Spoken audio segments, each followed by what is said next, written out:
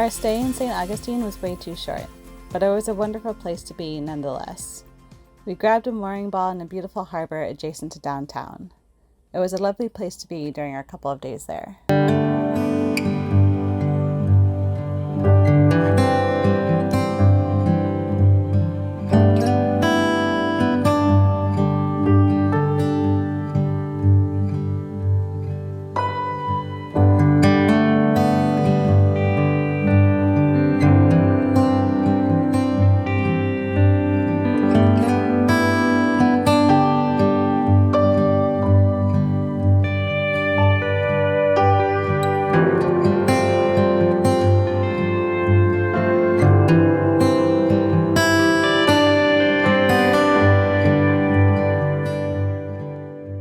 A couple of my friends from nearby in Florida came up to stay with us on the boat for a night.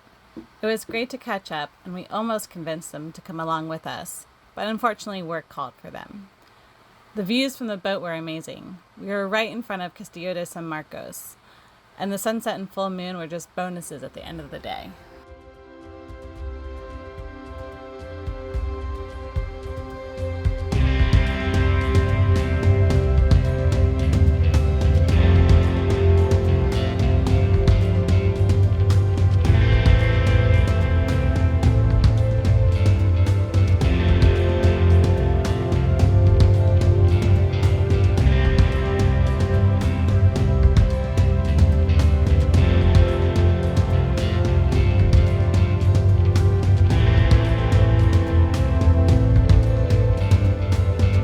We only had a day to explore the beautiful downtown area of St. Augustine and the lovely beaches before setting sail and heading further south.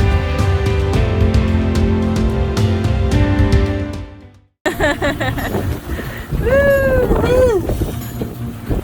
Happy, happy, happy!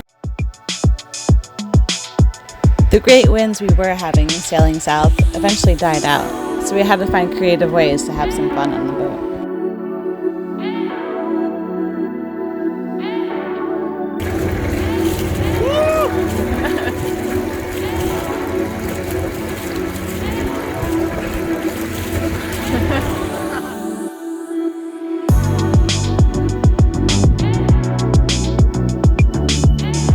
After dropping Andrea off in Fort Lauderdale and doing some final provisioning, Sebas, Juan, and I headed off to Key West.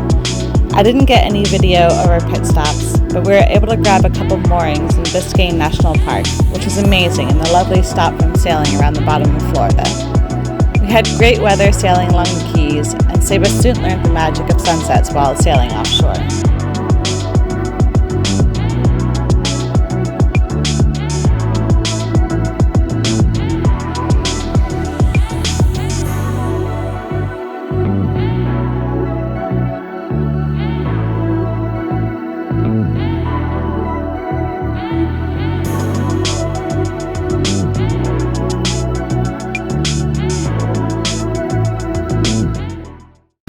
What's up, a feeling? Woo! I on a feeling.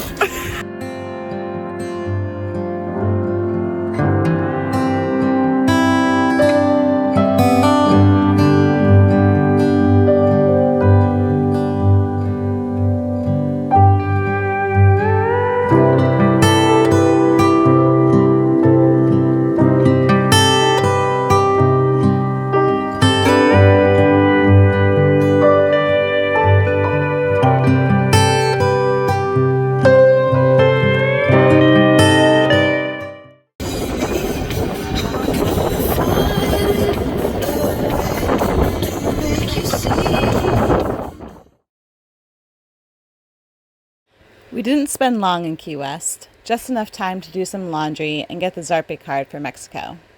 We walked around the touristy areas a little and took in the sights in the fun downtown area of Key West before heading off to Dry Tortuga for an overnight sail.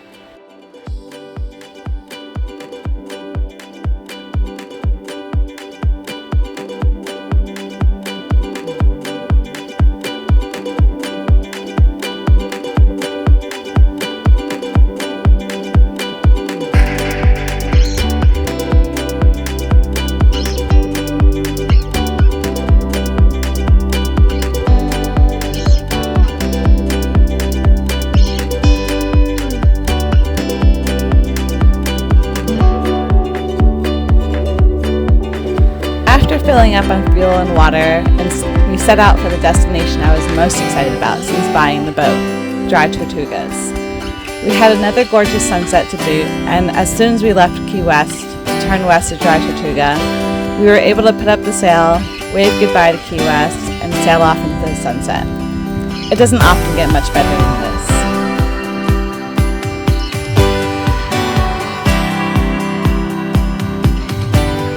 The next morning came, and as I came onto my watch, Fort Jefferson was just barely coming into view. I never heard about it. I didn't really know about it before either.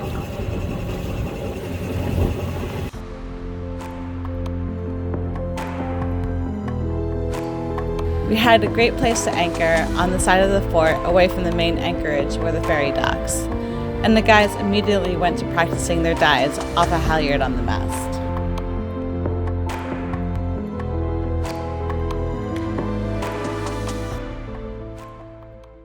Dry Tortugas is a U.S. national park, and the least visited one at that. The 7 islands are about 70 miles west of Key West, which is where most of the visitors come from on the big ferry. These islands were high on my list of places to stop to, as I didn't know about them before starting to plan my voyages with It's the Truth. And when I was researching on the internet the history of Fort Jefferson and looking at the pictures, they immediately made me realize this is definitely a place I was going to figure out how to go to. The pictures from the online search did not disappoint. It was even more beautiful in person.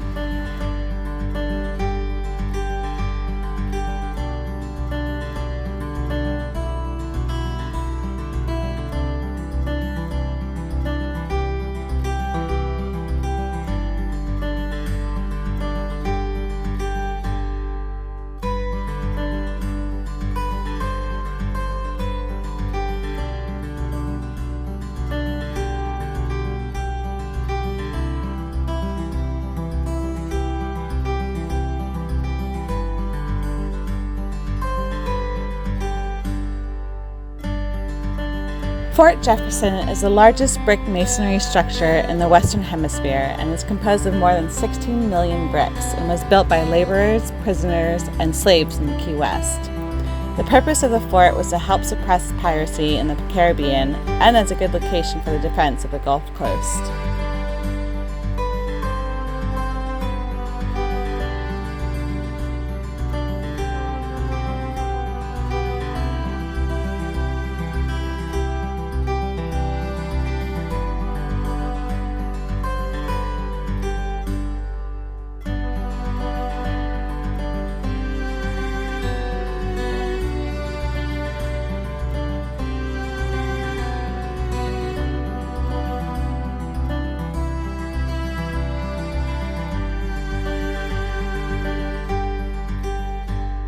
It was pretty amazing to be able to walk through the fort itself and think about all the people that once resided there during its construction.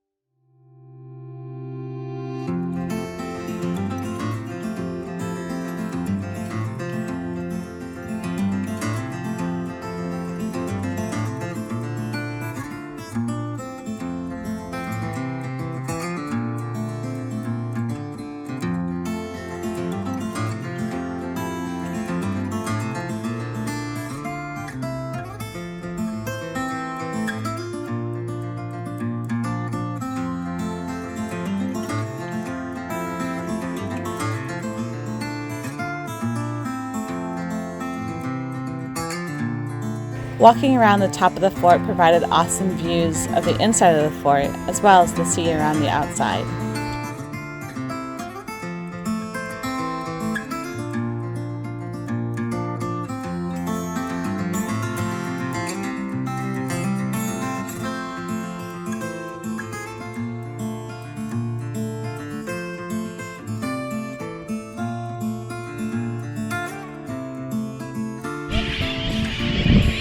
Hello, birds.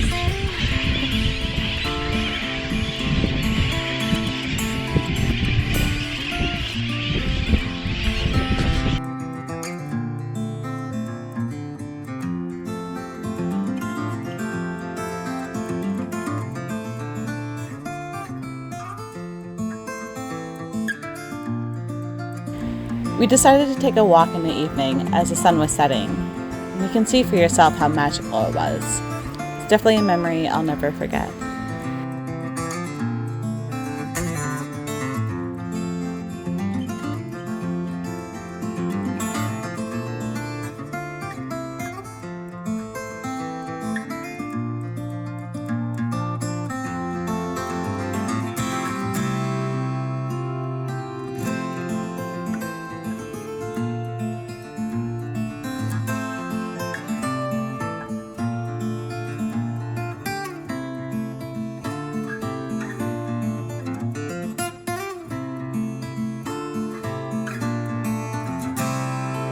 Well, that's all for this part of the adventure.